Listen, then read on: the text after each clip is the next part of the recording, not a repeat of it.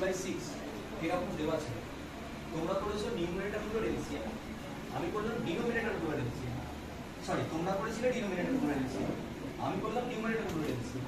তাহলে নিউমারেটর গুলো এলসিএম করলে আসছে 30। তাহলে এটাকে আমি 30 এ কনভার্ট করতে চাই। তার জন্য কত দিয়ে গুণ করব? 15 দিয়ে।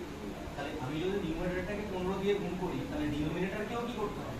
15 দিয়ে তো গুণ করতে হবে। তাহলে এর পরের স্টেপে তুমি এটাকে 15 দিয়ে গুণ করছো, লিখছো 30 কে, আর নিচেও 15 দিয়ে গুণ করছো, লিখছো 75। পরেরটা কি? তুমি এটাকে 30 এ কনভার্ট করছো, গুণ করছো 10 দিয়ে, তাহলে উপরে 30 বি আর নিচে 40। পরেরটাতে তুমি কত দিয়ে গুণ করো? 30 নাম্বার জন্য 6 দিয়ে গুণ করো। তাহলে 6 দিয়ে গুণ করে উপরে কত? 30 কে, আর নিচে কত হবে? 36। 6 দিয়ে গুণ করো।